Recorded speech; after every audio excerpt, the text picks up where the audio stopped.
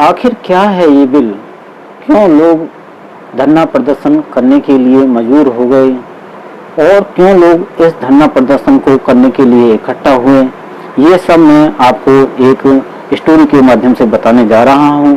देखिए, ये मामला इतना जो हमें सरल लग रहा है वो इतना सरल नहीं है कि लोग धरना प्रदर्शन क्यों कर रहे हैं, क्यों लोग जो है किसान धरना प्रदर्शन क्यों करने लगे, जो बिजली कर्मचारी हैं वो धरना प्रदर्शन क्यों करने लगे, 27 लाख बिजली कर्मचारियों ने धरना प्रदर्शन क्यों किया, इसका क्या कारण रहा, क्यों लोग सड़कों पर उतर आए, क्यों लोग धरना प्रदर्शन करना शुरू कर दिया।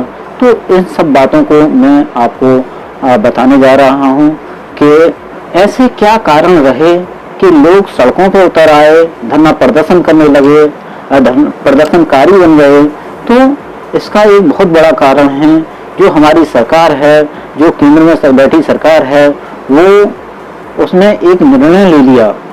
क्या निर्णय ले लिया कि बिजली के जो 2003 का बिजली का बिल पास हुआ था, बिल जो कानून पास हुआ था, उस कानून को ये चेंज करने जा रहे हैं और उसको संसद में पेश करने के बाद में सीधे राष्ट्रपति को भेजने जा रहे हैं। और इस बिल के जो नया बिल आने वाला है, उस बिल के क्या परिणाम होंगे, क्या अच्छे परिणाम होंगे, क्या बुरे परिणाम होंगे, इसके बारे में थोड़ा जानते हैं, क्योंकि ये बिल बहुत महत्वपूर्ण बिल है। साथियों, एक तरफ तो सरकारें जनता को बिजली फ्री में उपलब्ध कराने की बात कहती हैं, दूसरी तरफ ऐसे ऐसे कानून लेके आती हैं, दूसरी तरफ जनता पे इतना बोझ डालना चाहती हैं कि जनता परेशान हो जाए। तो ऐसा क्यों करती हैं सरकारें और उनका क्या कारण है? दोस्तों, ये देखिए, जो बिजली का बिल है आपका, ये बिजली का बिल केवल हम जो सोचते हैं कि हमें बिजली कहीं से बनती है और हमारे घर तक आ जाती है, बिल्कुल ऐसा नहीं होता है।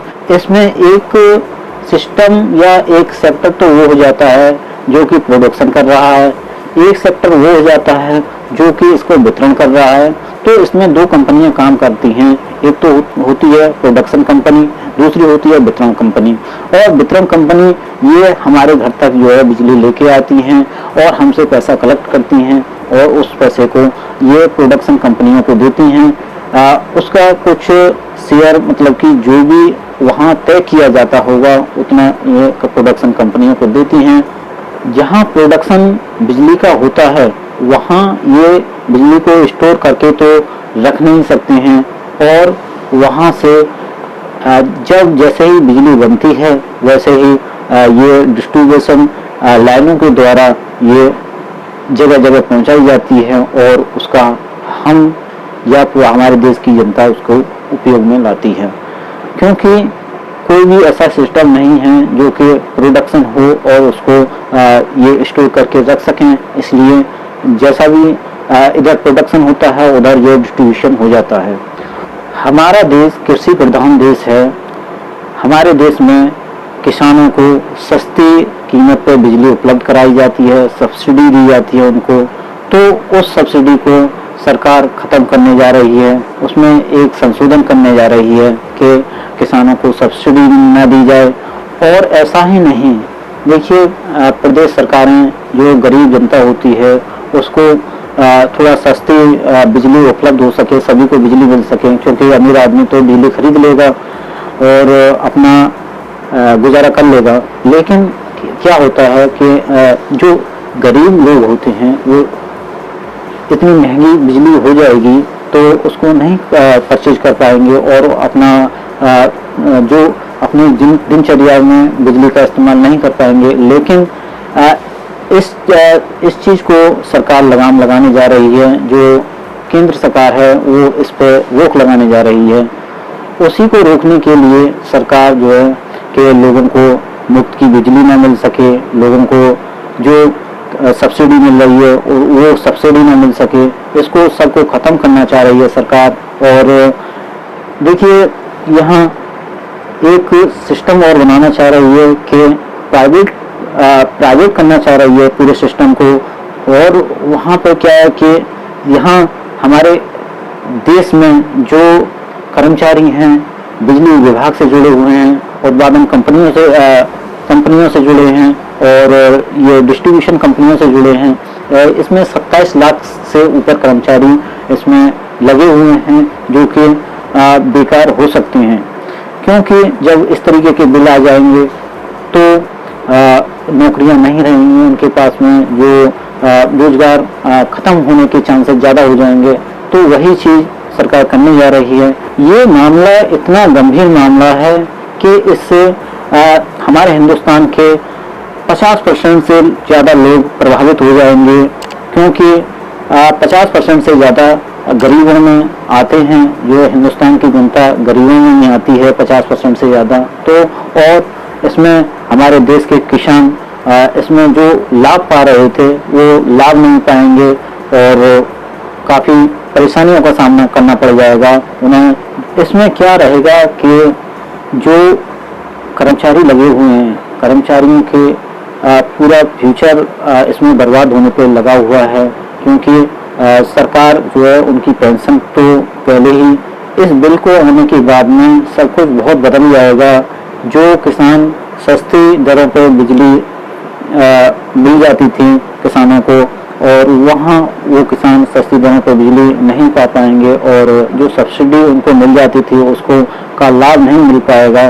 तो उनको जो प्रोडक्शन करते हैं अनाज का वो बहुत महंगा पड़ जाएगा उन लोगों के लिए। तो उस समय उनको बहुत दिक्कतें आएंगी और इसमें उन्हीं को नहीं, जो 27 लाख कर्मचारी हैं जो इस सेक्टर से जुड़े हुए हैं, उन लोगों के ऊपर भी काफ़ी गाज गिरने वाली है और उन लोगों को काफ़ी तकलीफों का सामना करना पड़ सकता है। इसीलिए ये इतना बड़ा आंदोलन हो रहा है, जगह जगह आंदोलन हो रहा है। पंजाब में आंदोलन हुआ, कई जगह आंदोलन हुआ, तो और पूरे देश में कर्मचारियों ने तो आंदोलन किया ही किया। साथ ही जो बिल बना था हमारा, जो 2003 में जो बिल तैयार हुआ था, समवर्ती सूची में शामिल है और जो अनुच्छेद जिस अनुच्छेद के अंतर्गत रखा गया वो समवर्ती सूची का विषय है। इसमें दोनों तरह की सरकारें शामिल होती हैं, इसमें केंद्र सरकार भी शामिल होती है और इसमें राज्य सरकारें भी शामिल होती हैं। तो ये दोनों सरकारों को इसमें मिलकर फैसला लेना होगा, लेकिन यहाँ पे क्या है, केवल केंद्र सरकार इसमें अपना फैसला लेना चाह रही है, उसको बिल को पास कराना चाह रही है। तो ऐसा नहीं हो सकता है। अगर हम संविधान को उठा के देखें तो जो हमारे देश की जनता है, जो हमारे कर्मचारी हैं या हमारे किसान हैं, उनकी सारी सेवाओं को तो सरकार बंद करने पे लगी हुई है। ये क्यों नहीं कहती कि जो नेताओं के, जो विधायक हुए, सांसद हुए, उनको जो पेंशन मिलती है उसको क्यों नहीं बंद करना चाहती है? उसको अगर 3 बार नेता बनता है, विधायक बनता है या सांसद बनता है तो उसको 3 बार पेंशन मिलती है, 4 बार पेंशन मिलती है। उसकी पेंशन को क्यों नहीं बंद किया जा रहा है, जबकि ये कर्मचारियों की पेंशन को भी बंद करना चाहते हैं। और इससे यही मामला सामने आ रहा है कि हमको बहुत बड़ा पेंशन का हिस्सा उनको देना पड़ेगा, तो उनको किसी भी तरीके से हटाया जाए और प्राइवेट कंपनियों को लेके आया जाए। प्राइवेट कंपनियों का काम क्या होगा इसमें? प्राइवेट कंपनियां उसको प्रोडक्शन नहीं करेंगी, प्रोडक्शन केवल वो सरकारी जो हमारी सरकारी कंपनियां करते आ रही हैं, प्रोडक्शन वही करेंगी और ना ही कोई नया लाइन बिछाएंगे, क्योंकि अगर लाइन बिछाएंगे तो लाइनें बिछती चली जाएंगी। अगर ये जैसे मान लो अडानी अंबानी ये इसमें शामिल होते हैं और इनको जो बिजली का डिस्ट्रीब्यूशन करने लग जाते हैं तो इतनी लाइनें हो जाएंगी कि ये लाइनों का जाल बिछ जाएगा। तो ये सरकार का मतलब ये है कि प्रोडक्शन वही कंपनियां करेंगी, जो लाइन बिछी है उसी पे चलेगी, लेकिन सिर्फ क्या है कि जो डिस्ट्रीब्यूशन करेंगे ये बड़ी बड़ी कंपनियां, जो प्राइवेट कंपनियां लेके आना चाह रहे हैं वो डिस्ट्रीब्यूशन करेंगे।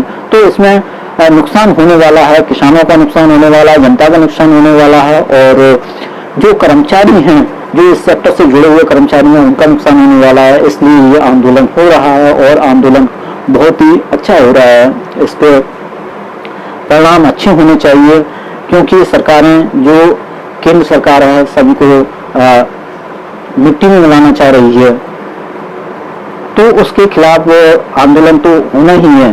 साथियों, क्या आपको लगता नहीं है कि जो प्रदर्शन या आंदोलन हो रहा है केंद्र सरकार के खिलाफ वो सही हो रहा है या गलत हो रहा है, या आप कमेंट करके बताएं। लेकिन जो परेशानियां आने वाली हैं, इससे लाभ तो मैं कह रहा हूं कि ज़्यादा होगा नहीं, क्योंकि अब जहाँ तक है सभी जगह जो केबल वायर बिछ चुके हैं वो प्लास्टिक कोटेड बिछ चुके हैं। तो इस वजह से इतना लॉस कटिया डालने से नहीं हो रहा है, या कटिया कहो या जंपर कहो, उसको डालने से नहीं हो रहा है। लेकिन जो सरकारों की नीति है, जो सरकार चाह रही है केवल पूंजीपतियों को उसको लाना चाह रही हैं, तो उससे गरीब जनता का जरूर नुकसान होगा।